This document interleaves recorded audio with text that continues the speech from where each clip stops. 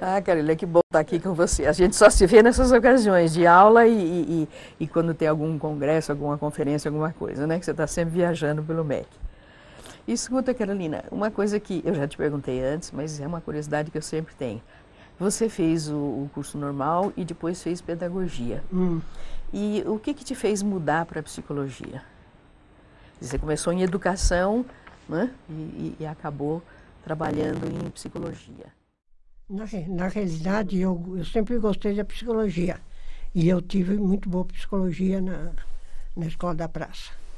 Então, com isso, eu só estava esperando a possibilidade de continuar meus estudos, né? Com quem que você teve psicologia na praça? A professora Esther Figueiredo Ferraz, a professora Anitta. O curso da praça era curso normal. Era curso normal. E a Anitta, a Esther, lecionavam lá? Todas eram professores de lá. Aliás, todos os professores de educação que passaram a fazer parte da Faculdade de Educação da USP, todos eram de lá. Depois passaram para a USP. Então. Mas quando você fez pedagogia, tinha mais alguém, além dessas mesmas pessoas? Por exemplo, como é que ela chama? Ela foi a patrona do Arrigo. A Noemi também foi sua professora. Não foi minha professora, mas ela era de lá. Era de lá. O Lourenço foi. Foi, seu professor. O Lourenço foi. E também tinha professoras especializadas em educação de crianças, né?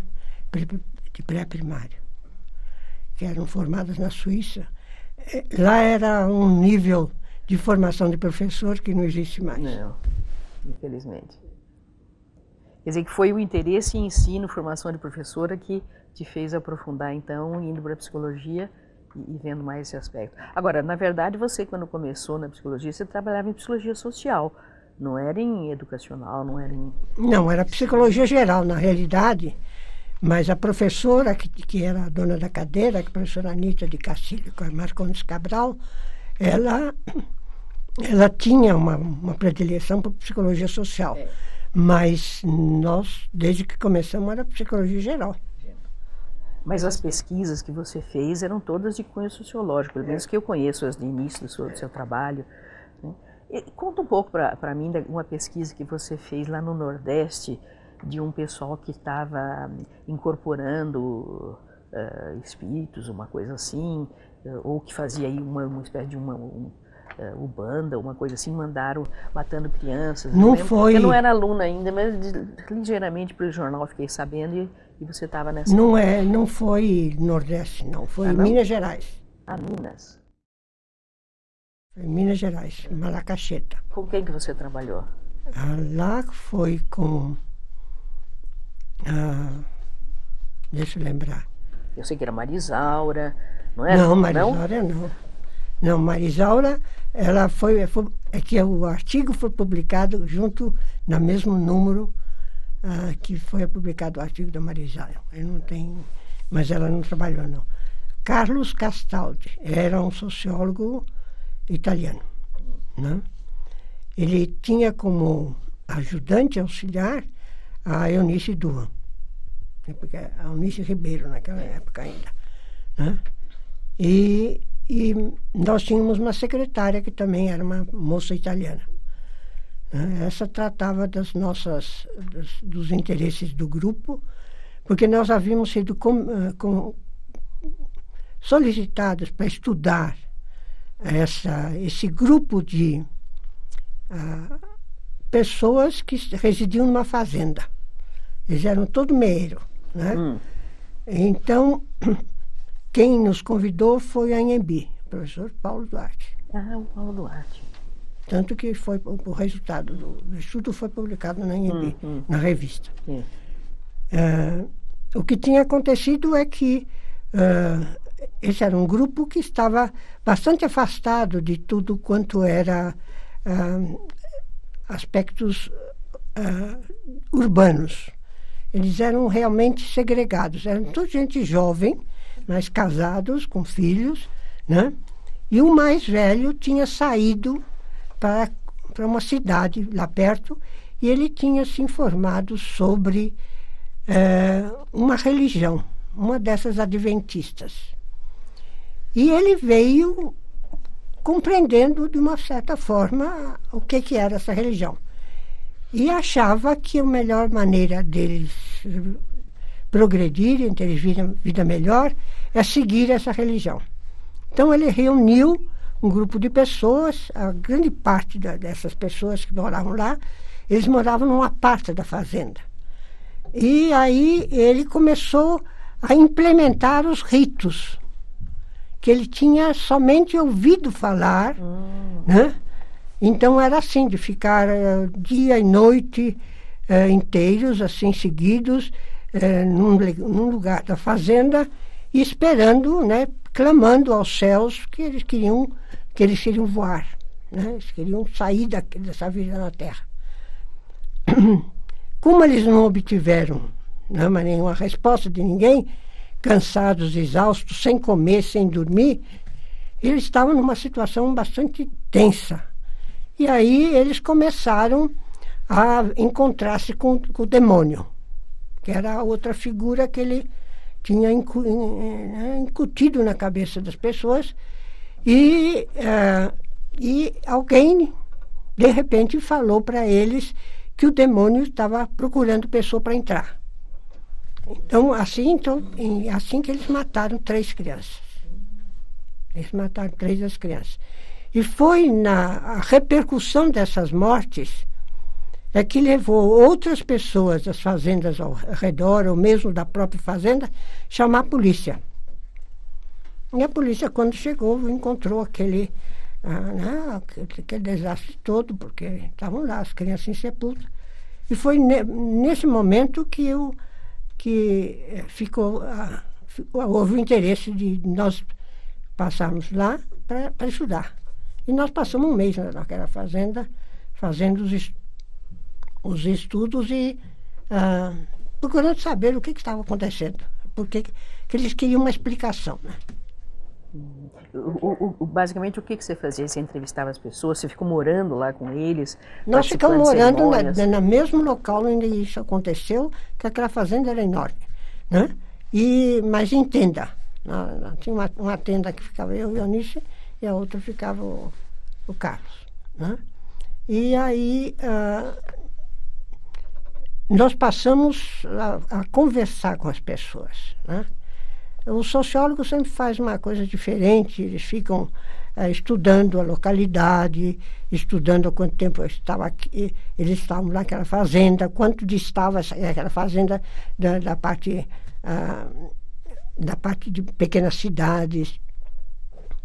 Então eles levantaram todos esses dados aí, e eu estava conversando para saber tirar mais informações. Então, grande parte das informações eu tirei, até eu fiz uma sessão conjunta, que quase se mataram.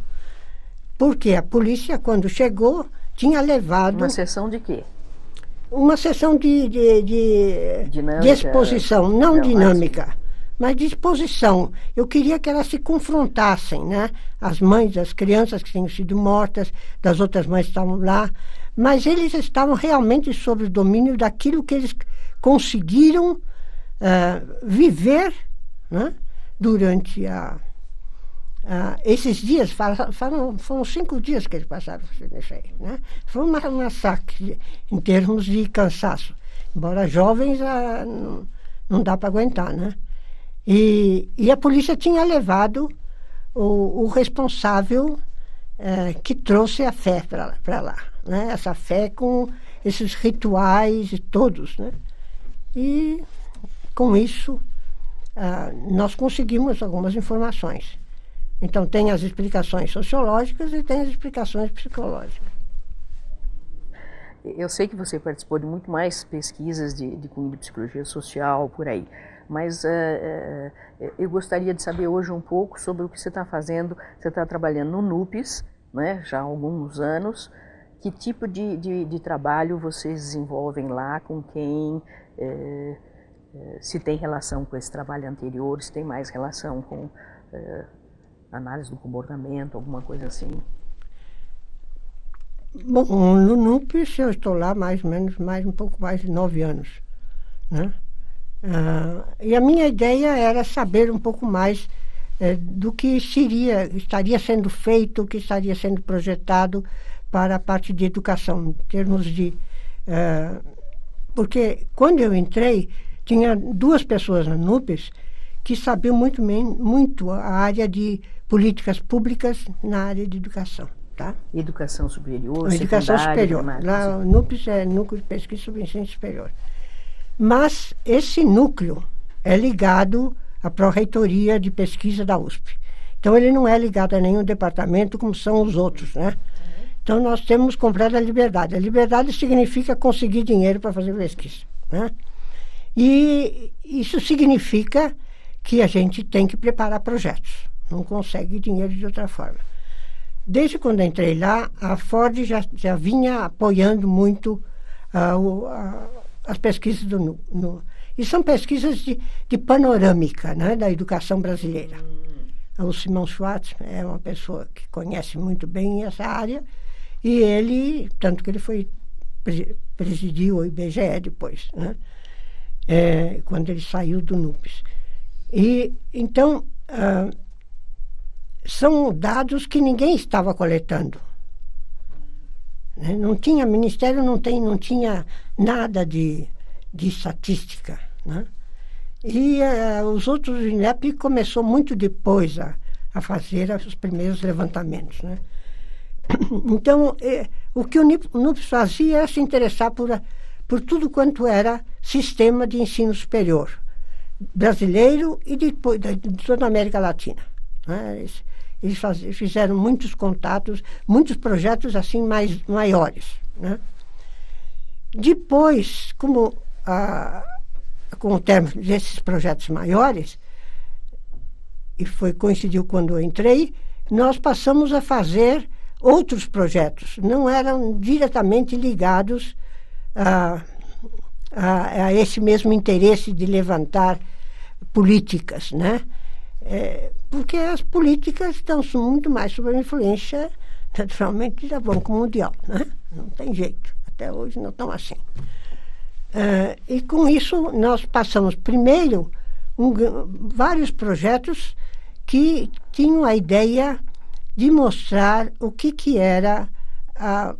qual era a modificação que estava ocorrendo no sistema brasileiro, com a introdução das universidades particulares, né?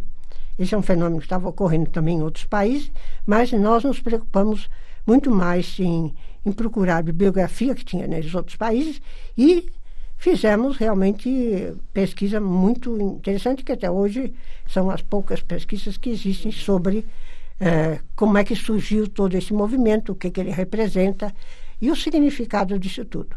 Embora nos últimos 2 anos o relaxo foi completo, né? Em termos de financiamento, em termos de trabalho? Em termos do que aconteceu no país com as universidades particulares, né? Foi essa do Renato que abriu em todas as esquinas uma faculdade, uma universidade. Né? Exatamente. Quando foi no último ano do governo, né, 2001, 2002, mas em 2002 é que houve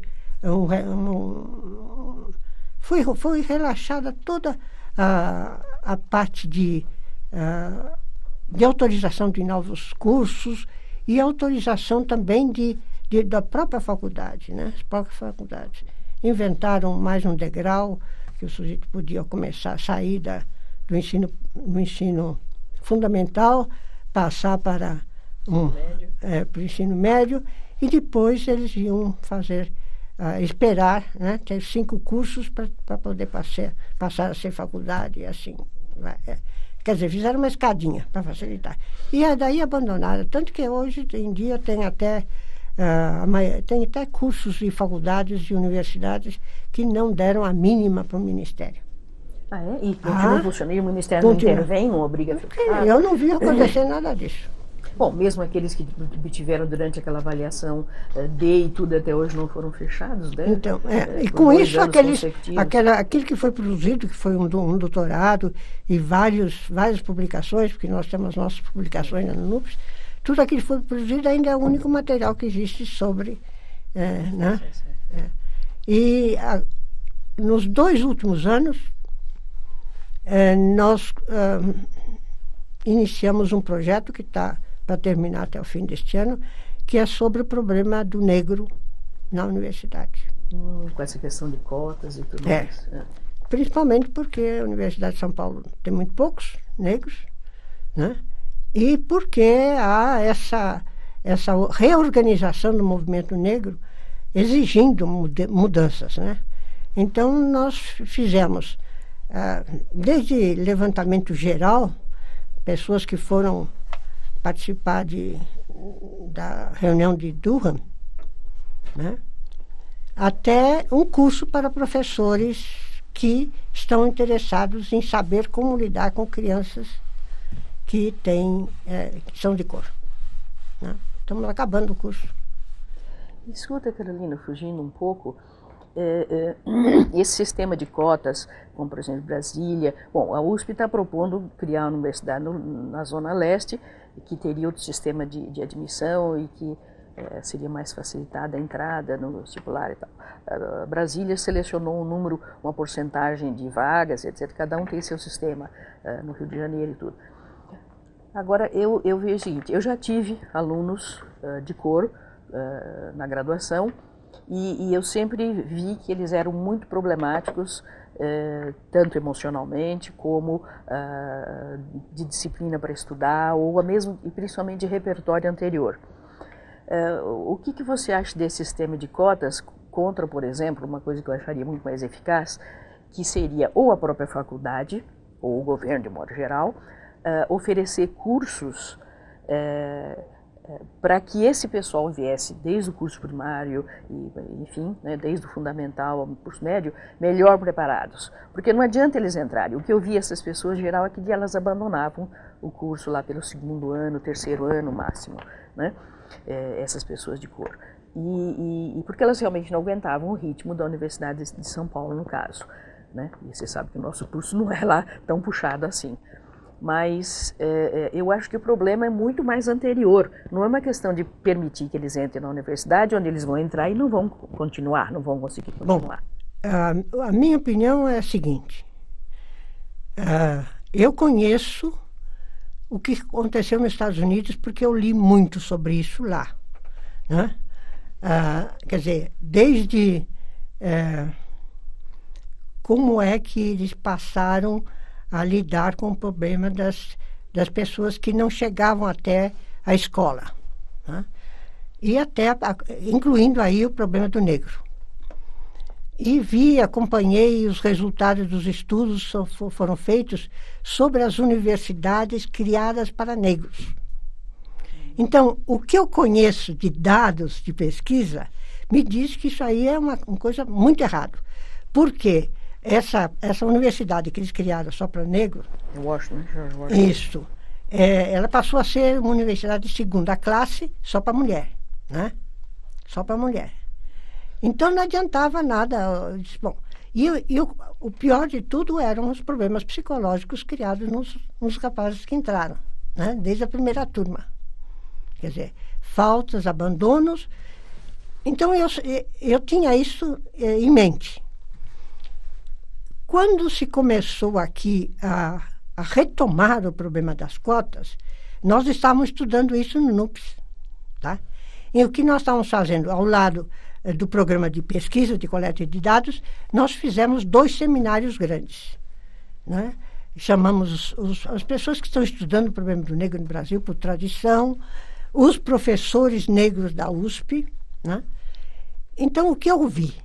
Eu assisti os 2 seminário de uma semana. Então, tem gente de fora, de dos estados e gente daqui. Até hoje eu tenho, porque eu tive que preparar também a publicação desse material, então eu li isso aí várias vezes.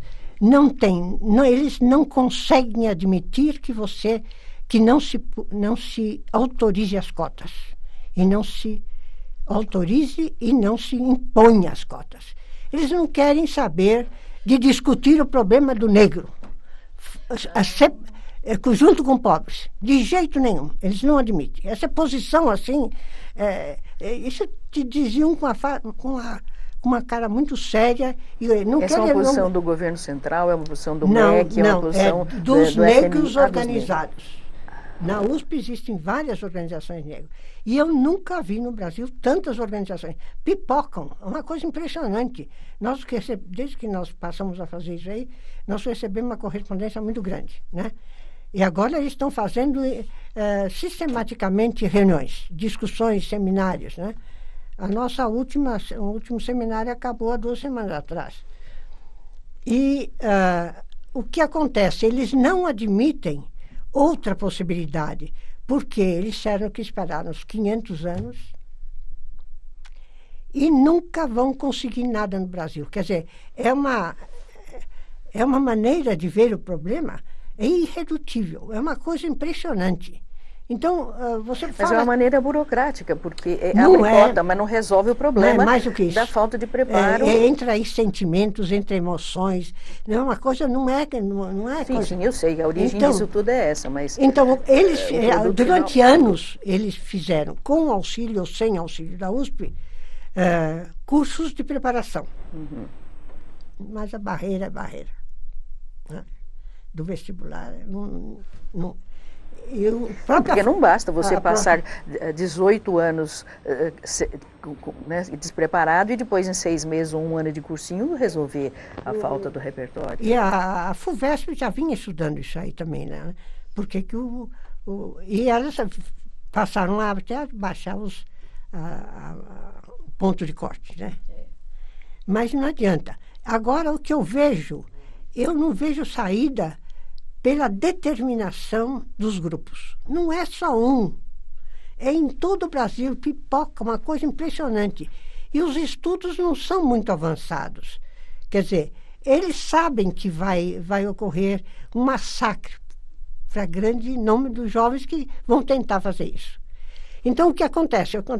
O Ministério da Educação não toma conhecimento disso aí, ele só quer agradar, né? Só quer agradar. Não? E agora inventaram essa discussão da cor. Como é que se chega na cor? Ah, bom, isso é ridículo. Não, mas isso eles estão enganando todas as pessoas. Não, fizeram desviando isso, a discussão real. Fizeram isso com a UNB. Fizeram, né, tirou fotografia, isso é um escândalo. Né? Mas esse é o problema. Então, ninguém percebe que a determinação de um grupo, né? Um grupo que foi discriminado, que aceita a discriminação, ele aceita, não pode... Né? Agora, com as professoras, nós temos grande parte das professoras negras, né? Lá nesse curso. E tivemos que trancar a matrícula porque tinha um enxame, né? Vai acabar esse curso que nós estamos dando para as professoras, né? No NUPES. No próximo sábado vai acabar o curso, esse primeiro. Porque a gente vê o desespero. E esse aqui é o problema. O desespero dessas professoras querendo saber como é que ela faz quando ela se defronta com a discriminação. Isso nas crianças. Isso é desde o pré-primário. E elas querem resposta, compreende? Então, o curso que foi dado com antropologia, história, arte, tudo que você pode imaginar, né? Eu comecei a dar uma aula, mas eu não pude terminar, porque elas ficam 4 horas, depois de 4 horas. Mas a vontade de saber isto, de saber o que você faz diante da criança, né? Da criança que se sente discriminada e aquela que discriminou, porque as duas estão lá. Ela tem um episódio correndo na frente. É uma coisa impressionante isso aí. E na psicologia ninguém está estudando isso. Desapareceu dos compêndios norte-americanos, né? Preconceito, né? Então aqui ninguém estuda. 1 ou 2 livros que têm publicado sobre isso são muito fracos. Não chegam nem às portas da questão. E no país nós temos essa alternativa de subvencionar escolas, bolsas, seja lá o sistema, em vez de jogar esse dinheiro nas cotas da universidade, jogar isso para o curso fundamental, médio, e realmente prover Maria Amélia, ou cursos complementares. Como se faz? Dar aulas especiais para esses alunos, para eles Maria Amélia, melhorarem. O que você vai ensinar? Análise do comportamento? Dar bolsa, dar dinheiro para eles. Você vai ensinar análise do comportamento para eles? Porque é a única maneira que você lhe dá para a professora instrumentos dela entender o que acontece com as crianças. Elas não estudam mais psicologia na formação de professores. Tiraram toda a psicologia que você quer. Mas também, aquela psicologia também não adiantaria muito, né, Estou de acordo com você. Por isso eu digo, o que você vai ensinar para essas professoras? Eu não estou pensando na questão da psicologia, da pedagogia. Estou pensando quase que é um nível também burocrático. Quer dizer, você abre uma classe especial em diferentes bairros para crianças que têm dificuldade no primeiro, no segundo, no terceiro ano, quinto ano primário e ginasial, antigo ginasial, que não sei agora como chama, etc. E dá aulas especiais para essas crianças, porque mesmo a nossa criança... Então seriam 8 anos, é um projeto de 8 anos, que eles querem agora. Esse, Maria Amélia, precisa compreender que é isso. Eles não admitem prorrogar a situação. Mas não está prorrogando, você está pegando o aluno e realmente ensinando algo para ele isso cumulativamente, de modo que quando ele tiver a cota dele na universidade, ele vai poder acompanhar a universidade. Não adianta dar uma vaga na universidade que ele abandona depois de um ano. Eles vão passar 8 ou 10 anos. E eles não estão dispostos a esperar. Maria Amélia, 10 anos na vida de quantas pessoas, enfim, quantas gerações? É um problema de lógica para mim. O problema é eu compreendo onde você está. Eu discuto isso todo dia porque no NUPES nem todo mundo acha as cotas. Não, brigamos por causa disso, porque qualquer organização que a gente faça de discussão do problema do negro, começa as cotas. Que arrebenta tudo. Porque é tão errada a decisão. E são pessoas inteligentes, pessoas muito bem formadas em filosofia, em história. E tem gente muito boa nesse grupo, né? Eles passaram, parece, na moita, mas todos eles se formando. Muita força de vontade, mas chega um certo ponto que não dá o repertório, né? Não vai dar. O que é pior, inclusive, para a autoimagem deles também, né? Porque entram com uma cota e depois de 2 anos abandonam. Bom, Carolina, vamos voltar um pouco mais para essa questão nossa aqui da análise mental do comportamento. Você trabalhou muito, produziu muito, formou gente em ensino programado. Qual é... eu sempre achei que haviam diferenças até de princípio entre o método Keller e como você via o ensino programado. Você quer analisar um pouco essa questão? Quais as diferenças que acha entre a sua proposta de ensino programado e aquilo que o Keller chamava de ensino também programado, né? PSI, Personalized System of Instruction. Não havia... A ênfase dele era mais no personalized, a sua era mais no programado. Mas não havia muita diferença entre a programação e o PSI. Só que a programação eu acho que era uma forma de pensar o ensino mais adequada para o Brasil, porque nós estávamos mais atrasados.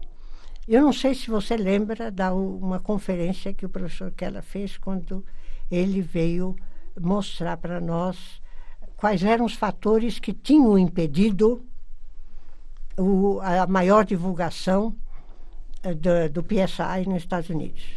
Uma conferência que ele deu na física? Não, ele deu na sociedade mesmo de análise de comportamento. Onde ele enumerou grande parte de condições que eram todas resultantes da maneira de ver o establishment. Ele usava essa expressão para dizer que era a maneira de pensar a educação nos Estados Unidos pela cúpula, né? Pela cúpula da educação, não do governo federal, porque não tem essa relação lá. Então, eram impedimentos de tradições. Então, para nós, o problema nosso era muito maior do que isto, né? Porque para nós, nós não tínhamos nem os elementos. Quer dizer, quem é que ensinava por objetivos? Tá? Não, era pouquíssimo. Né? O livro está sendo usado agora na educação. o livro sobre objetivos, o primeiro que saiu. Tá? Você sabe que o Senai ensina por objetivos, né? Mas isso era porque se precisa formar um sujeito que sabe fazer coisas e com as mãos. Aí, na formação de professores, não entra assim na cabeça deles. Então, aqui tinha muitas coisas que estavam para trás. Então, era muito difícil a ideia de que você poderia melhorar a aprendizagem do aluno, fornecendo condições mais adequadas para ele, porque ele precisava. Né? Você podia planejar para grupos grandes de pessoas, mas você nunca podia perder de vista aqueles que não eram iguais. Né? Então, a grande distância que existe entre os pobres e aqueles remediados aqui nesse país mostrava que o problema era outro. Né? Não era você... Para mim, a individualização é a última coisa. Né? Enquanto você tem que primeiro levar em consideração as condições outras que estavam existindo. E essas permanecem até hoje. Porque realmente o método Keller, o PSI, se centralizou nisso que você acabou de escrever, né? Na individualização, e que realmente encontrou a barreira da organização do sistema de ensino, tanto americano como brasileiro. Mas e no que consistiria essa proposta sua de programação? Você falou em objetivos, mas ia muito mais além de objetivos. Não, uma vez sabendo quais são aqueles, né? As nossas universidades não sabem para que vieram, tá? Então, você começa por aí. Né? Você diz, eu só conheci uma universidade no país que tinha um projeto. Né? Recentemente, a Universidade Federal de Minas Gerais tentou fazer uma, não conseguiu. Aliás, São Carlos também começou. Né? Mas só tinha a Universidade de Brasília que começou com um projeto. Tá? A maioria não sai. Então, como é que você faz? Né? Agora, um professor, tendo que arcar com tudo isso, ele precisaria ter todas as informações de onde que ele vai lecionar, quem são aquelas pessoas, quem são os outros colegas dele que vão de ensino. Você precisa ter um mundo muito grande de informações. A sociologia da educação, que era fundamental para isso, ela existiu durante um certo tempo. Né? Depois foi retirada. Era o grupo do Florestan, né, cara? Você não vê isso sendo nem nos cursos de pedagogia ela existe mais? Mas eles não têm dados. Eles não têm dados. Quer dizer, o IBGE é o único lugar onde você consegue dados sobre as várias regiões do Brasil. Sem isso. Agora, não, quer dizer, nós passamos anos e anos, né? E continuamos na mesma tecla. O mesmo curso é assinado aqui no Sul e no Nordeste. Quer dizer, o professor, na verdade, aqui no Brasil começa com o livro e devia ser o último elemento. Não, mas você pega engenheiro, você pega o livro e divide os capítulos e prescreve. Você pega, como é que chama-se? Enfermeira. Enfermeira é uma aberração, né? É uma coisa impressionante medicina, tudo. É uma repetição. Então, faltam as informações para o professor conseguir saber como é que ele projeta, né? aquelas condições que ele precisa. Sim, mas não só as condições em que vive o aluno, etc. Não. Mas qual é o exercício daquele profissional para que estabeleça objetivos adequados, né? Sem dúvida nenhuma. Conhecer as condições do aluno para poder programar. Sem dúvida nenhuma. Agora, isso no primeiro grau e segundo grau, não faltam propostas, né? Mas todas elas marcadas por uma tradição tremenda. Ninguém olha para os lados, é fantástico isso aí. Então, a única diferença era essa aí, entre a proposta do PSI, que ela era muito regrada. Precisava ser assim para a cultura norte-americana. Eles estão acostumados a ter esse tipo de orientação. Né? Eles precisam de orientação do princípio ao fim, para você apresentar a sua proposta. Né? E assim mesmo ele teve bastante êxito. Muita gente escolas, e ainda continua. O curso médio, lá, ensino médio nos Estados Unidos, tem pipocam, como você usou a expressão, o uso, né, de ensino programado personalizado. Nem todos se referem ao método Keller, mas eles usam essa filosofia, na verdade. Tem, no México tem mesmo escolas oficiais, não só as particulares, né? No México, o Instituto de Tecnologia deles ainda começou assim e continua. Né? Mas o problema é a tradição que pesa aqui no nosso meio. E o custo, né, de personalizar, você precisa de muito mais professores. Né? Mas você precisa de condições que são necessárias e fundamentais. E eu acho que agora, a primeira delas, Maria Amélia, eu acho que a primeira delas é ampliar o conhecimento de quem é a criança. Não, os professores não sabem mais nada sobre isso. Eles têm as ideias do senso comum. É um absurdo. É um absurdo. Bom, nós todos estamos sendo enganados com o senso comum, porque qualquer livraria que você entra, o maior número de livros... De autoajuda, né? É de autoajuda. Cada Então, 3 todo mundo semanas acha aparece um novo. Então... E desaparece, graças a Deus, com a mesma rapidez, né? Sim, e custa um cara, não possível. Bom, vamos falar de alguma coisa mais então, uplifting. Não sei se ficou clara a minha tentativa de mostrar. Não é diferente, é que ele é uma parte do projeto. Nós precisamos de mais antes. A gente está aqui nas vésperas de um grande encontro internacional de análise do comportamento aqui no Brasil, que vai ser realizado em Campinas, né? Agora em agosto. E eu queria, você viaja muito pelo Brasil, está sempre nessas comissões do MEC, está em muita banca e faz vistoria de cursos e tem muita informação de primeira mão de como as coisas estão acontecendo no país em termos da psicologia.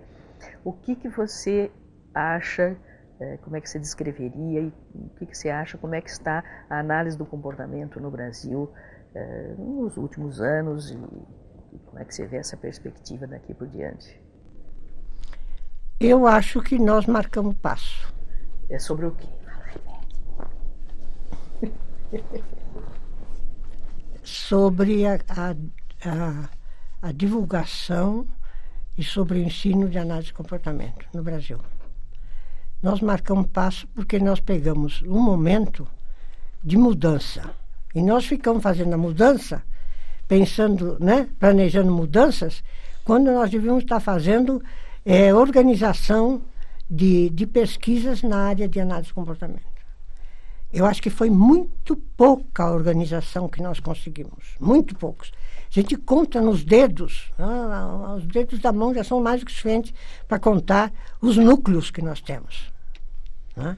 E com isso acho que nós marcamos passo. Quer dizer, eu não sei o que está acontecendo na área de aplicação. Eu tenho participado de reuniões científicas, mas não dá para se ter uma ideia completa do que estão fazendo as pessoas que são preparadas, né, para fazer a aplicação.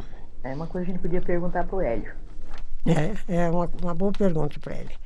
Mas eu acho na área de pesquisa fundamental, né, pesquisa básica, vamos dizer assim,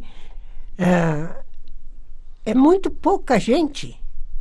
Quer dizer, diante dos problemas que nós temos, diante desse país imenso, né, o que se fez é pouco.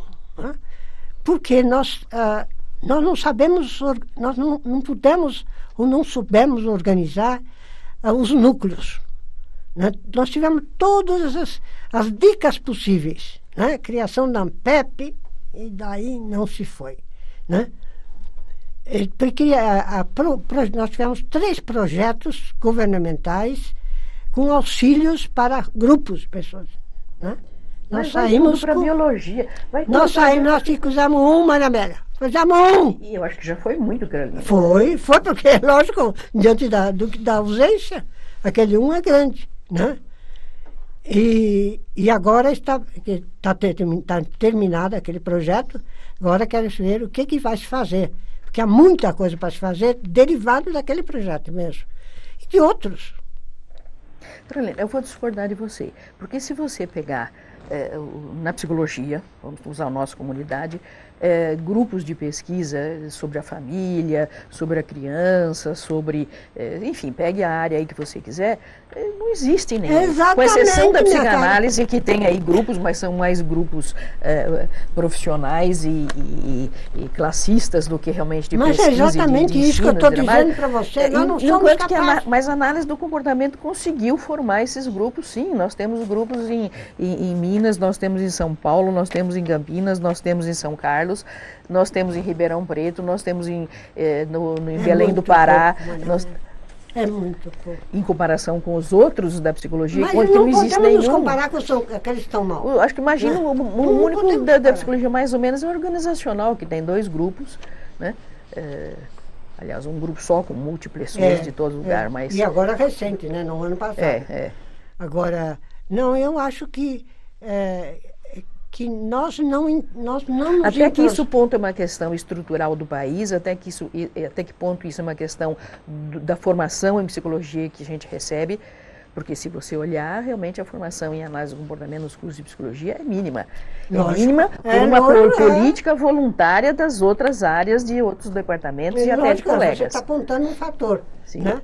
Quer dizer, eu acho que nós não soubemos participar mais ativamente dos problemas da ciência do país. Como área, compreende? Você não pode ficar conhecida somente na sua área. Não adianta isso. Num país onde todo mundo tem que lutar, e muito, né, para manter um mínimo de condições financeiras para fazer pesquisa, a psicologia nunca fez isso, essa parte. Eu vejo a luta das outras áreas, né, tive oportunidade de ver, é completamente diferente. Elas se isolam na hora que elas têm que trabalhar, na hora que têm que produzir os projetos, né, na hora que têm que defender a área. Mas as outras horas elas estão sempre juntos, estão defendendo. Nós participamos muito pouco. E nós fazemos isso por quê? Porque o nosso curso é isolado dos outros. Quer dizer, o que dá, você sabe muito bem a minha opinião, o que é antropologia no curso de psicologia? Foi praticamente tirado, né? Pois é, o que é fisiologia no curso de psicologia? Repete o 2º grau, né? E aquilo tudo que está acontecendo na fisiologia ninguém sabe. A genética, então nem se fala, né?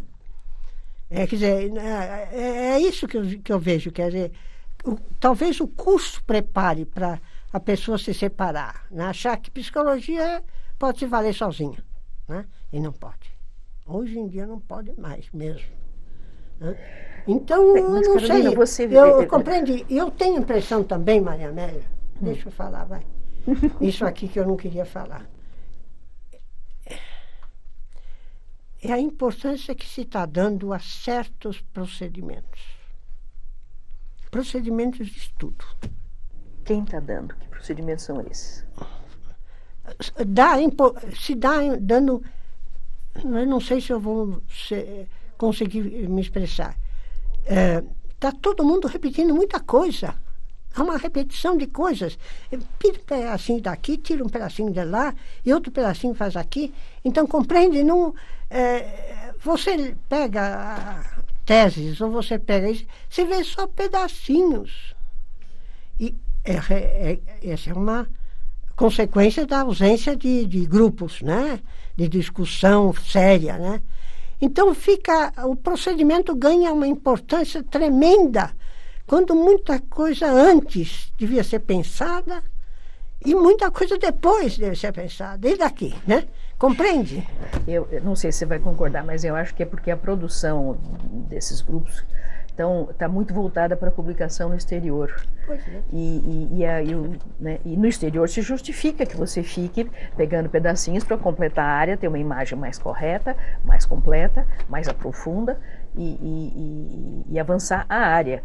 Você está achando que a gente devia avançar mais também essa atuação Nós interciência. estamos atrasadíssimos em teoria.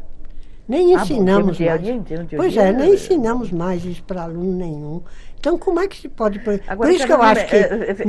Espera um pouquinho. Eu tenho, nos últimos anos, desculpe, lecionado muito no primeiro ano da USP, né?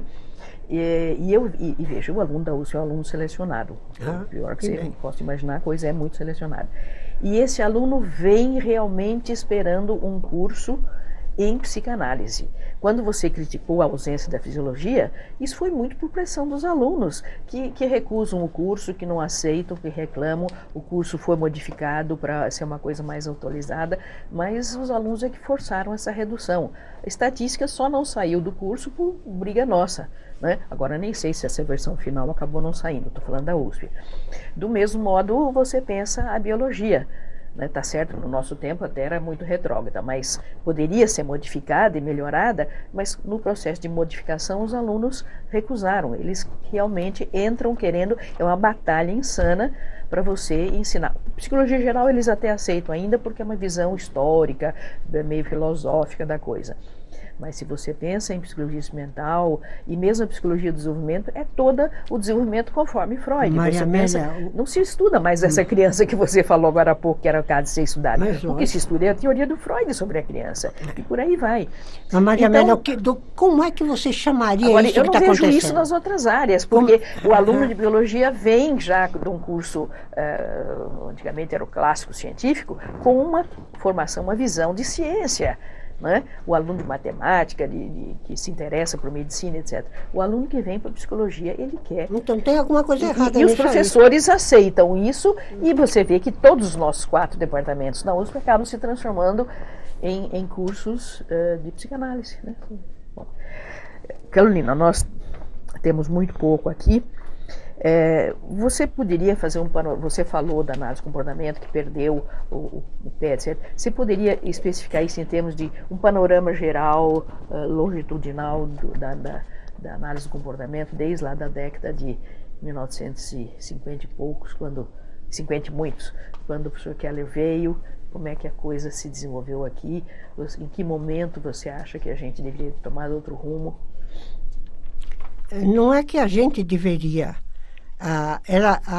aquilo que se estava ensinando para o aluno, né, e que os professores tiveram que aprender antes, né, aquilo tudo devia ter um significado dentro da psicologia, não só para aqueles que estavam de acordo com o ponto de vista, né, de análise de comportamento, mas também para os outros. Tá? Tem barreiras, eu sei as barreiras que existem, né? Mas nós não soubemos sair dessa situação de disputa, né? Quase política. Quais são as barreiras? Por que nós não soubemos? Nós não soubemos, quer dizer, o próprio conhecimento da análise de comportamento não foi suficiente para nós para diminuir essas barreiras, diminuir essa indisposição em relação à análise. Mas nós tínhamos esse conhecimento em ensino e, de certa forma, também em terapia. Pois é, mas não foi suficiente para se fazer isto. Então, o ambiente foi propício... Você está colocando toda essa explicação em termos de uma coisa que é de mim para fora, como se fosse das próprias pessoas, da própria área, uma coisa imanente a essa dificuldade. E o contexto? E os fatores sociais... estruturais, econômicos. Sim, mas você não pode lutar contra eles? Você não pode disputá-los? Olha, por que não? Quer dizer, o que eu estou apontando é isso, que o conhecimento não foi suficiente para fazer frente a isto. Então nós sempre ficamos na defensiva. Tá? Esse é o problema. Esse é o problema. Que eles aprendem psicoanálise, para mim, eu acho que é importante. Existiu psicoanálise, existiu Freud, eu acho que eles devem saber, têm obrigação de saber isso seriamente, né? Não pode brincar, né? É a questão que não se faz outras coisas, outros autores, que são tão importantes quanto eles. Não, até fazem, Lacan, Derrida, Foucault... Sim, mas isso aí é tudo... No meu tempo era o Adler, era Jung. Mas isso tudo é decorrência da coisa. Mas e os outros? E os outros? Não se faz nada no mundo? Não tem outro país no mundo que esteja produzindo coisas? As pessoas ignoram isso aí, né? É uma coisa que fica truncada. E é diante disso é que nós não soubemos. Você tem alguma receita? Como é que Nenhuma. Nenhuma. Eu fiz parte Eu não disso queria tudo. terminar com essa nota, mas o tempo... Não, eu acho que realmente é preciso mudar a formação em psicologia no Brasil.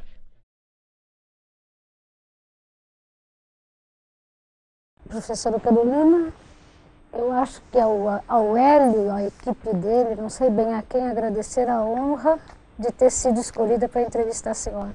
Eu imagino. A senhora imagina, eu até achei que a gente ia fazer a 3, que era junto com a Maria Amélia, eu estava preparada para uma tarde inteira de muita discussão. Quem sabe vai ficar mais tranquilo agora que a Maria Amélia terminou a parte dela. Ela não terminou. Ela propôs que se continuasse. Que se continuasse, Isso eu continuaremos. E a senhora sabe, deve saber muito bem, como foi importante para nós quando em 65 a senhora concordou em ministrar o nosso primeiro curso de análise do comportamento. Um curso que na ocasião teve o apoio da Herma, então Bauer-Meister, e depois ganhou o reforço da presença do Luiz Otávio, mais tarde junto o Hélio Guilherme, mais tarde o Gary Martin. Quer dizer, disso tudo, desse começo, a gente acabou fazendo lá na PUC, primeiro um curso de modificação de comportamento em nível de graduação. E depois, finalmente, esse mestrado que a senhora conhece bem, um grupinho pequeno, mas muito aguerrido, que em poucos anos já formou 60 mestres. Mas tudo começou em 65 com a sua vinda. Eu quero lembrar que não é só na PUC que a senhora tem nos acompanhado, ajudado muito. Na Fundação Aniela, a sua presença na criação e na implantação da Fundação foi fundamental para atender tantos alunos em iniciação científica e depois os 2 prêmios que a gente tem até hoje para melhores pesquisas da graduação, um para iniciação, outro para o prêmio Ana Popovic, para trabalho de conclusão de curso. Tudo isso me deixa muito honrada e muito emocionada de estar aqui com essa função de entrevistá-la.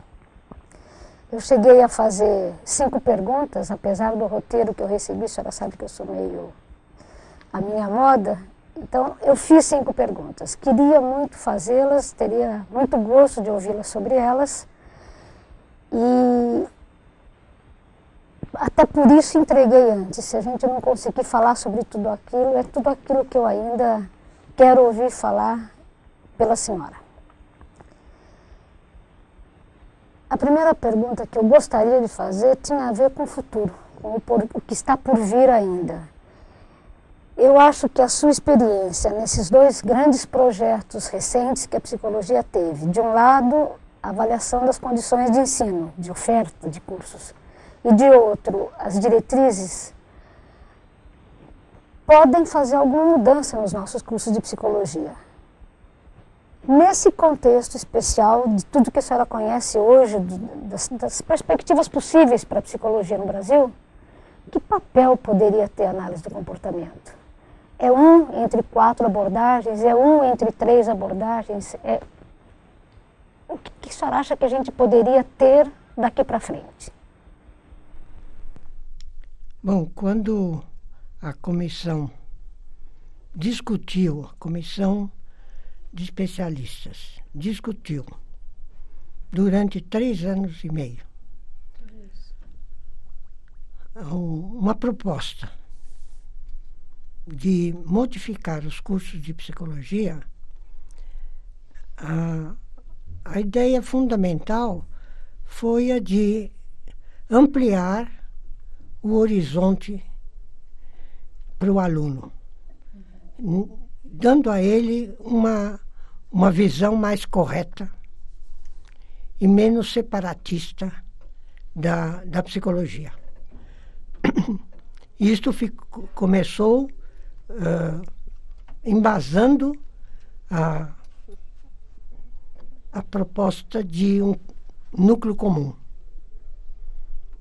A ideia é que esse núcleo comum iria possibilitar a colocação das bases de uma de uma ciência psicológica com auxílio de outras ciências. Então, isso, no fim, orientou toda a proposta. E eu acho que foi por isso que ela foi tão combatida. Porque se passou a exigir mais desde o início. Então, se deixou para um momento final a parte profissional. E quando o curso, desde o início, teve a feição, né? Desde a primeira proposta de curso, ela teve a feição de um curso profissionalizante. Sim. Então, eu tenho a impressão que ficou mais essa ideia que pessoas que leram errado, desde o início, nós estamos no princípio, já começaram a aparecer as contrapropostas. Não, aparecer a crítica, né? Se criticava pelo pedaço que tinha sido apresentado. Né? Isso aconteceu em quase todas as reuniões regionais, as 5 que nós fizemos, quando nós só tínhamos a primeira parte da proposta. Quer dizer, foi realmente uma surpresa verem que por onde nós começamos. Mas nós começamos sabendo que mais cedo ou mais tarde nós tínhamos que fazer certas definições. Né? Então, eu acho que a sua pergunta de futuro vai depender muito do que se fizer com a proposta agora aprovada. Né? Eu não sei, eu tenho minhas dúvidas, isso não muda a cabeça dos professores, talvez se mude a cabeça dos alunos. Porque dentro das universidades está discutindo errado também, né? Sim, porque todo mundo resolveu ler outra vez o que interessava e não ler o conjunto. Não tem jeito. O que interessava e do jeito que interessava. Porque é muito difícil tirar da cabeça dos professores de que eles são donos do pedaço. Isto é, são donos da matéria que eles lecionam. Independentemente das outras matérias, independentemente daquilo que ele ensina. Né? Há sempre o recurso de que está na Constituição a liberdade do professor de ensino superior de falar o que ele quer. Né? Então, eu continuo falando o que ele quer. Agora, não sei se isso vai continuar. Quer dizer, se nós continuamos conforme está indo agora a questão das avaliações, nós estamos mal. Porque agora não se tem mais avaliação no país. Né? Aquilo que se sabia, aquilo que se havia desenvolvido sobre a avaliação, isso tudo foi deixado de lado. Foi tudo negado. Criaram outros conjuntos para fazer avaliação. Quando é que se vai fazer a avaliação, ninguém sabe. No que concerne a avaliação de cursos, de autorização de cursos, de avaliação de proposta de curso, esses nós estamos pior do que nunca. Por quê? Nós estamos enfrentando uma situação onde os instrumentos de avaliação que existentes já eram errados para esses últimos 3 anos. Né? E agora, com a mudança das propostas de curso, das propostas de as inovações ocorridas, né, nas propostas de currículo que foram aceitas, não existem mais instrumentos para acompanhá-los. O problema começa aí. Não existe mais a instituição que fazia isto, que era o INEP. Que ela foi completamente deformada. Quer dizer, aquilo que o professor Anísio Teixeira colocou como normas para o INEP desapareceram. É por isso que ele está no terceiro, diretor?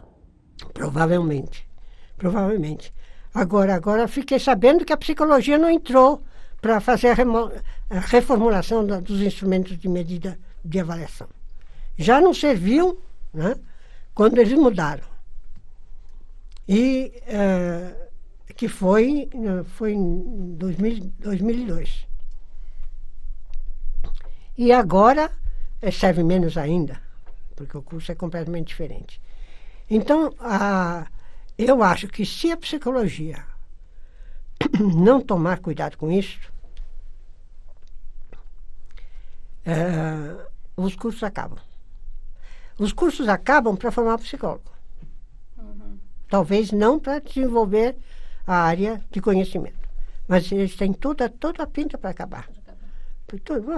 Nós, o último provão atendeu 13 mil alunos em psicologia. E não foram todos os formandos. Ainda não. O que está fazendo esse bando de gente? Primeiro, 50% fazia nada na profissão, né? Mas 50% pagava o Conselho Federal de Psicologia, então se supunha que eles estivessem fazendo alguma coisa.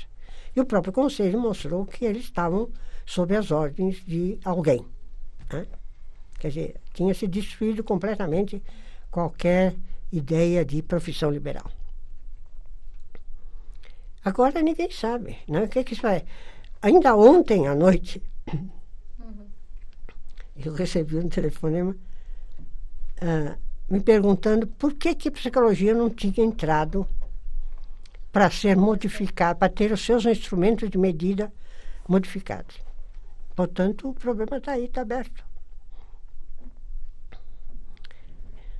E precisa, então, é um futuro que depende muito daquelas pessoas que estão trabalhando em psicologia e que estão lecionando em psicologia em nível universitário.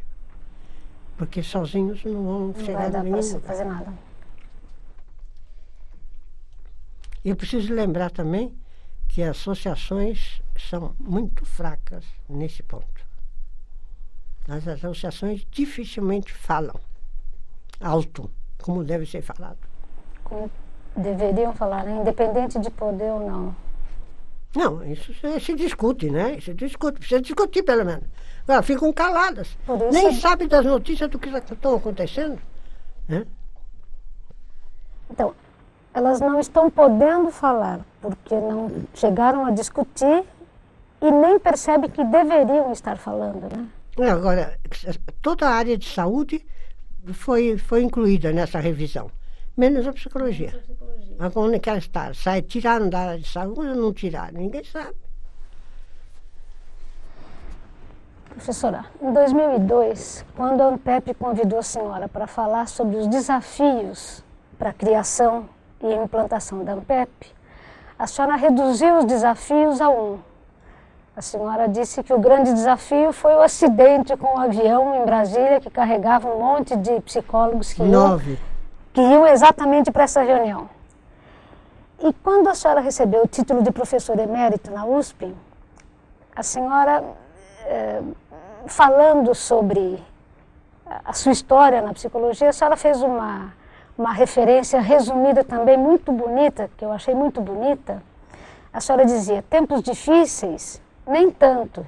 E daí usou uma imagem bonita de como era naquelas décadas iniciais da psicologia, 50 e 60, ir construindo o caminho, colocando cada paralelepípedo. A sua capacidade de síntese me parece muito boa para fazer a seguinte pergunta. Como a senhora resume hoje o caminho da análise do comportamento no Brasil? Bom, se a gente lembrar onde nós estamos no tempo, nós estamos, na época, começando a falar em curso de psicologia no Brasil. Falava-se em curso de psicologia na USP, um bacharelado. Mas no Brasil, não. Minas Gerais tinha alguma coisa, como Pedro Parafita Bessa, mas era para formar o técnico. Né? Isso. E então nós estávamos ainda num tempo muito vago, né? Muito vago, porque tínhamos na USP a experiência do curso de bacharelado. Estávamos brigando mesmo, porque era uma briga de foice, com o Ministério da Educação e principalmente com os médicos do Rio de Janeiro e a tal associação deles, para conseguir passar uma lei que criasse o curso de psicologia em nível federal. Essa lei só passou em 62. Então, nós estávamos começando em 61, não foi em 61 que estávamos começando com o professor Keller na USP. Então, era muita coisa acontecendo ao mesmo tempo, que a gente não se deu conta da importância de todos, de cada um deles. Né? Não dava tempo para dar importância, precisava tratar de todos. É por isso que eu achei que era um momento especial, mas ele não ajudou como momento a uma concentração maior na análise experimental. E eu acho que nós conseguimos muito, apesar de tudo. Quer dizer, então, começando toda essa divulgação e esse ensino de análise de comportamento na USP, do jeito que começou, eu acho que foi, assim, uma sorte dispor de alunos, dispor de assistentes e dispor de algumas pessoas, um grupo pequeno de pessoas que estivessem realmente interessados em aprender um pouco de ciência da psicologia. Nesse contexto, a oferta do Darcy para ir para Brasília deve ter sido uma oportunidade tanto. Mas era muito difícil decidir. Eu tinha essa oferta já há algum tempo, porque eu acompanhava, estava participando de um projeto, e nós íamos discutir esse projeto que nós fazíamos em São Paulo, que era sobre... Do Centro Brasileiro, né? Nós fazíamos aqui em São Paulo e nós íamos todo mês, nós íamos uma semana lá em Brasília discutir o projeto feito por vários grupos, né? E levar os nossos dados.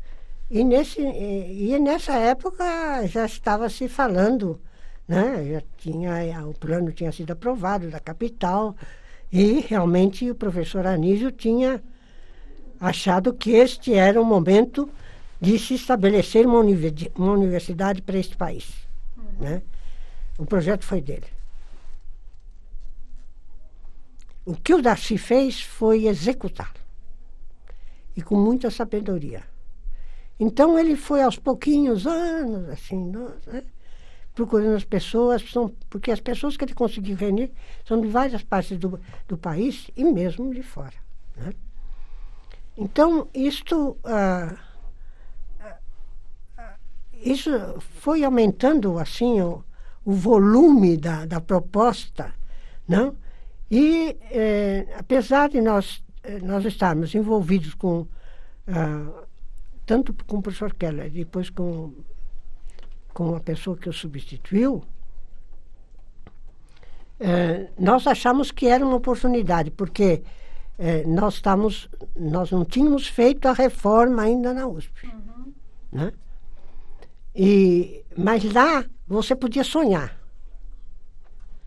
Então o sonho foi uma coisa que cativou 2 ou 3 pessoas aos pouquinhos. Né? E a proposta de você estar aqui. Nós podem abrir um curso de psicologia, mas vocês decidem o que vocês querem fazer. Nós não precisamos obedecer currículo mínimo, né? Não precisamos obedecer nada. Né? E essa liberdade conjugada com a presença do professor Keller. Foram os fatores que nos levaram a aceitar. Porque na USP tinha tudo para ser feito. A senhora tinha feito uma vez uma leve comparação entre o amarrado da USP com a liberdade que Brasília oferecia.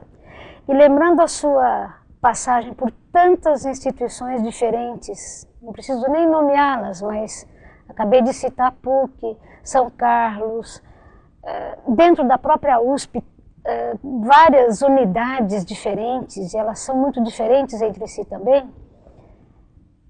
O que isso exigiu da senhora como professora dentro da instituição, das instituições? Maria do Carmo, eu acho que a USP para mim era pouso, era a base, né? Então as outras eram tarefas que eu tinha que fazer, mas que não me exigiam largar a USP, né? Eu acho que era meu lugar era ficar na USP, né? Pelo menos eu pensava assim naquela época. E enquanto que esses vários lugares, né?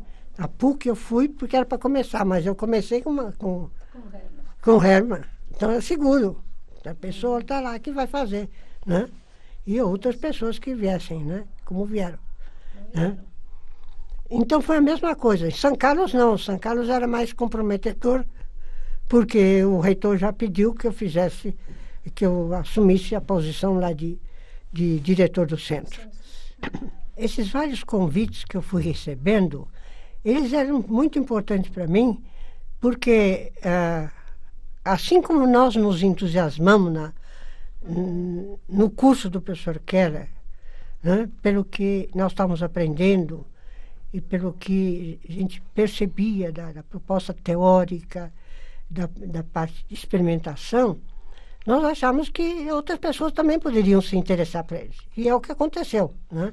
Então, valeria a pena fazer essa tentativa de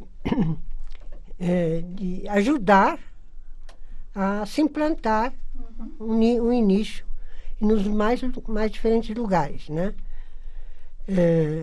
Em São Carlos, na Federal de São Carlos, foi um pouco diferente, porque se queria mais do que isso. Não estava se interessado em curso de psicologia, mas em sim uma reorganização de todo um centro, né?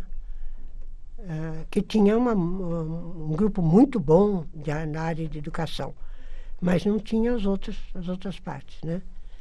E nós tivemos possibilidades excepcionais para levar a gente para completar essa parte de ciências sociais. Foi realmente foi uma pura sorte. E as desgraças desse país. Porque nós levamos pessoas que tinham sido afastadas da universidade, né? Então, e daí é que se desenvolveu todo o resto, né?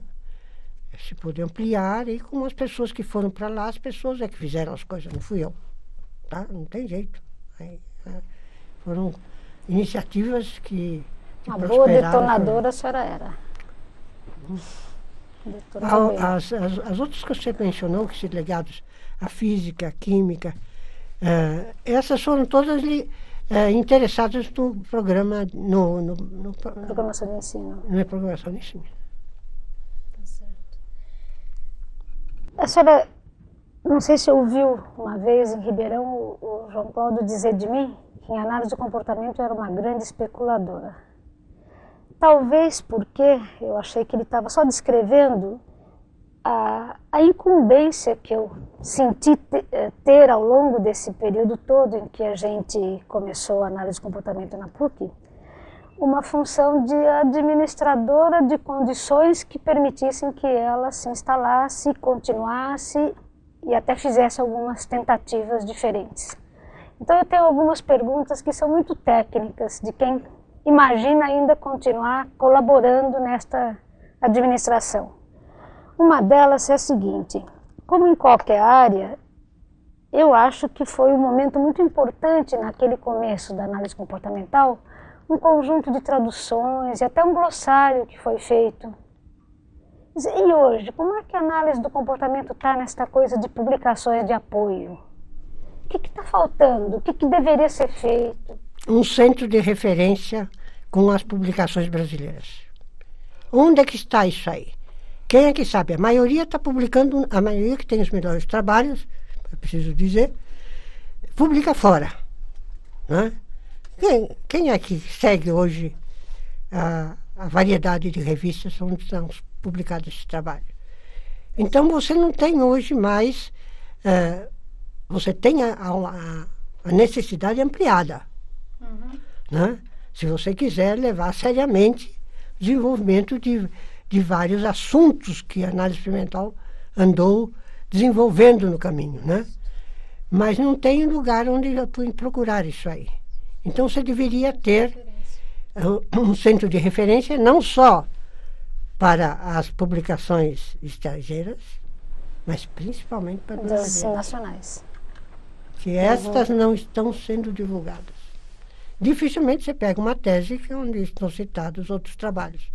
E olha que eles existem. Né? Então, está faltando isso aí. Tá certo. Acho que junto com esta eu incluiria aquela sobre a América Latina. Logo no começo a senhora e depois a Maria Amélia, outras pessoas indicadas pela senhora acabaram indo para lá também, como o Silvio. Hoje a senhora me lembrou que a Maria Amélia também esteve em projetos Está lá. E a senhora teve uma participação muito ativa na Interciência. Eu acho que a minha pergunta é muito prática, muito concreta. Teria sido importante que a análise do comportamento feita no Brasil se aliasse a projetos latino-americanos? E hoje, é importante retomar esses contatos? Talvez a Maria Amélia possa responder melhor para você, porque ela participa de um projeto que tem um significado, né? Que é a publicação de uma revista pelo México, e ela é a representante brasileira nisso. Tem um representante de vários países, tem países europeus.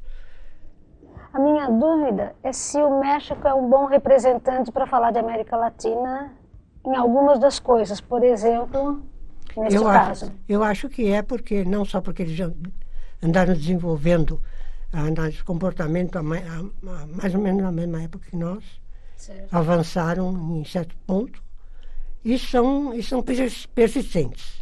Né? Fizeram até uma experiência, né, de Wall-E, né, muito famosa, mas eu acho que eles têm todo o direito, eles são uma América Latina para desenvolver. Os outros países, eu acho que eles foram como imprintados pela psicologia mais tradicional que podia existir. E eu tenho umas desconfianças de quais foram os recursos utilizados para isso. E a psicologia em geral ficou muito atrasada. Quer dizer, ela nunca passou a ser uma ciência desenvolvida que se produziu nesse país. Tem uma outra pessoa aqui, outra lá, né? Mas você não vê desenvolvimento nem no Chile, que é um país que tem um desenvolvimento de ciência bastante acentuado em muitas áreas, né? Mas na Argentina nem chegou, nem antes do Menem, porque lá a situação, quer dizer, a Argentina era tomada mais pela psicoanálise, né? E então não houve assim realmente, acho que a receptividade que poderia existir. E os que começaram continuam sozinhos. Então não seria importante essa aproximação? Não faz diferença para a nossa análise do comportamento? O problema é nosso, nós não nos aproximamos nem aqui do Brasil. Esse que é o problema. Compreende? Nós devíamos estar muito mais organizados para isso. Para poder fazer isso. Eu vejo, por exemplo, que tem na Colômbia pessoas que fazem uso, e muito bom uso, da análise do comportamento em aplicação. Na parte de deficientes mentais tem gente muito boa trabalhando. Mas é só também, é muito... Né? E a ligação é com os Estados Unidos.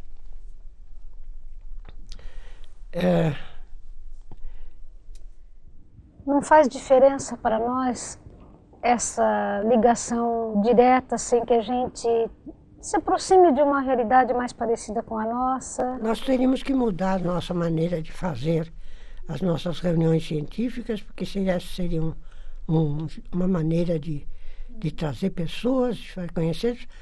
Quem fez isto foi, numa época, foi a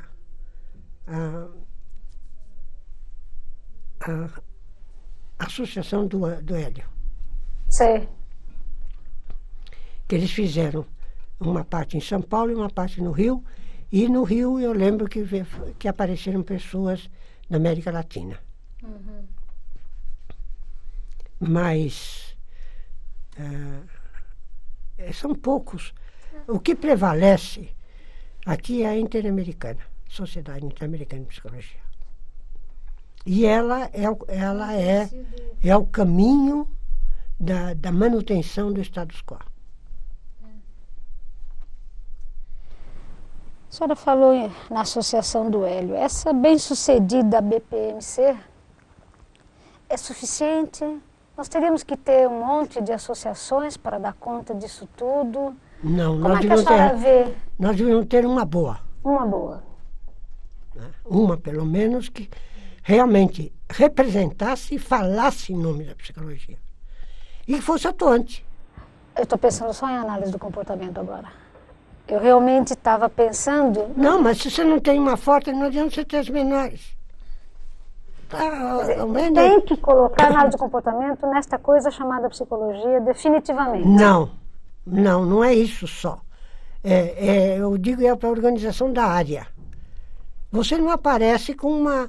Você aparece com uma coisa específica, com análise de comportamento, né? Tem, assim como o Rocha também, né? Tem pelo menos uma dezena, né? Mas você precisa ter uma forte na área para você estar, né? Espaldado diante das outras.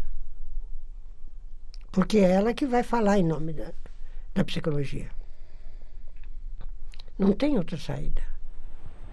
Então nós vamos puxar o Hélio para dirigir a SBP, puxar o Hélio para dirigir a ANPEP.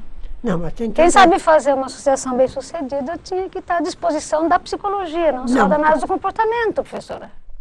Sem dúvida nenhuma, sem dúvida nenhuma. Eu acho que ajudaria muito. A sua muito. experiência na SBPC é que a psicologia nunca aproveitou. É certo, nunca. Nunca aproveitou. Tivemos lá uma psicóloga dirigindo a mais importante associação. Eu não quero sair dessa conversa sem esperança, não. Não vem com essa para cima de mim. Não, eu acho que não. A esperança está aí em fazer a coisa. Essa esperança repousa nisso. E não em querer só. Né? Em querer e esperar, né? De braços cruzados. O problema é fazer. As sociedades mais reconhecidas aqui no Brasil, elas são completamente ativas. Elas não param. Né? E com um funcionário só, uma secretária. Isso. Não tem grandes coisas, não. E ninguém tem sede. Nem a SPBC não tem sede. Compreende? Não é que esperar condições. Isso, e não é condições nesse sentido. Não é, mas é de iniciativa. Mas como é que a gente atrai o pessoal de análise de comportamento para essas associações gerais?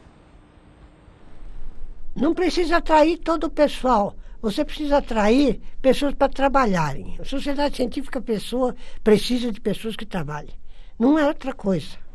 Professor, eu estou falando em atrair... As atividades de uma sociedade científica, elas estão num patamar completamente diferente daquela da pesquisa, daquela do professor, Compreende? É outra coisa.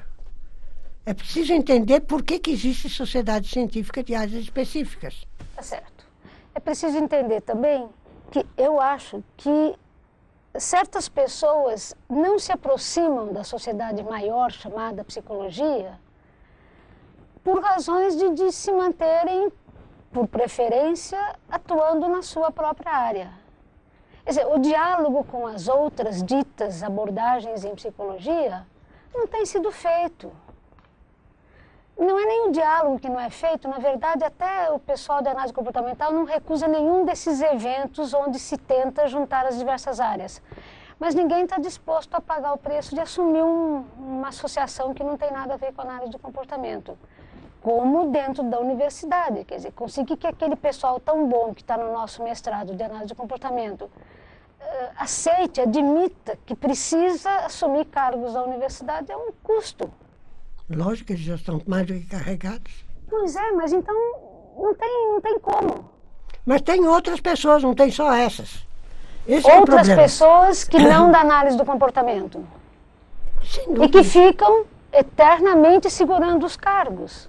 Não, aí, olha, isso aí, quem resolve são os outros em psicologia, são todos professores, pesquisadores psicologia, isso. e profissionais de psicologia. É isso que eu acho. Isso não é coisa que se resolve. Inclusive nós. Ah, sem dúvida nenhuma. Sem dúvida nenhuma. Nós não fazemos nem isso, nem para escolher os representantes. Nós aceitamos opiniões, um telefone que vai aqui falar e tá. Vamos votar junto naquele. Precisa de ficar livre desse serviço. E depois nós esquecemos o sujeito lá também, nós não damos uma mão e ele não dá nada pra gente. É isso que é o problema. Esse é outro problema. É tudo mesmo, na realidade. No tudo fundo mesmo. é um problema Quer dizer, só. compreender qual é o papel que pode desempenhar uma sociedade científica para ajudar o desenvolvimento de uma área, ou de uma sub-área. Ou de todas as suas sub-áreas, né? Já sim. que ela é toda dividida em sub-áreas. Quer dizer, tem um monte de trabalho para frente, professora Maria do Carmo. Tem muito. Quer fazer mais alguma listinha do que falta fazer? A gente sai daqui e já começa. Acho que nos compete sim, tá tentando fazer mais coisas. Eu falei de associação, mas eu penso também, a gente já falou de publicação, mas certas tomadas de decisão em análise de comportamento poderiam ser mais concretas. A senhora falou logo no começo, quando falava com a Maria Amélia, que a senhora não sabe da aplicação. Não sei. Não sei. No entanto, eu tenho a impressão que se eu quiser saber da aplicação, eu vou atrás da BPMC. Uhum. O pouco que eu tenho participado lá, eu vejo mais aplicação do que... Acho que eu não estou sabendo procurar, talvez. Eu não tinha pensado nisso. Mas, de todo modo, esse conjunto enorme é muito pouco. É isso que quer dizer. Esse conjunto enorme não consegue se expressar É muito pouco. numa forma só, né? Não, eu vejo profissionais de outras áreas, eu acho o máximo. Profissionais de outras áreas que estão se apropriando de todas as técnicas de análise de comportamento na aplicação. É isso. É aí Eles que eu queria chegar. Estão bem, né? É isso. Alguns porque passaram por bons cursos de análise comportamental. Mas eu acho ótimo que isso que esteja acontecendo. Eu vejo anunciado até na psiquiatria do Hospital das Clínicas, anunciado. Eu recebo toda semana o programa deles. Então eu vejo lá... Ou esse povo da medicina que fica tentando os nossos professores para fazer doutorado lá, enquanto não abre um doutorado em análise do comportamento na PUC.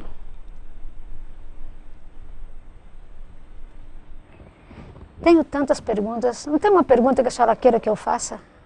Não, vocês já fizeram O que eu quero dizer é o seguinte, eu acho que a gente, ao perguntar, ao planejar algumas perguntas, eu até estou largando uma, porque eu acho que não é o caso, a gente desvia para algumas coisas que eventualmente não seriam as que a senhora gostaria de estar contando para a gente. Então eu queria que a senhora fizesse uma pergunta para a senhora mesma. Não, o que está me preocupando ver algumas pessoas que são líderes na área de análise do comportamento desanimadas. Desanimadas. Sem dúvida. Isso dói, isso preocupa. Isso preocupa. Então, por que está acontecendo isso? É demais a carga que vão sobre só certas pessoas ou o quê? Né? Então, tem problemas que deveriam ser discutidos, eu acho, por mais pessoas. Né? As sociedades científicas são importantes quando elas conseguem discutir aquilo que está sendo produzido. Não é isso? Mas não pode ser uma vez por ano, uma vez cada 2 anos. Tem que haver outras coisas no meio.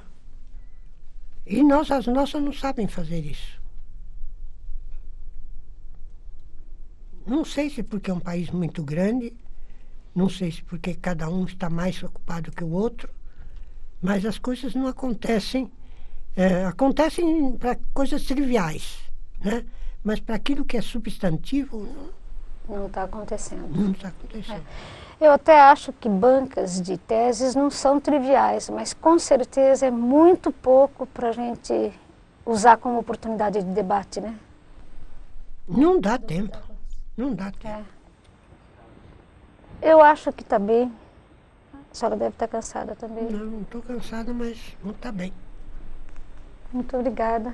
Obrigado a você. As perguntas que o roteiro oferecia para a gente, eu até não fiz porque sou rebelde, mas de todo modo a Maria Amélia fez algumas fundamentais, na minha opinião, que completam o que a gente poderia estar levantando neste momento. Muito obrigada, hein, professora? Obrigado a você.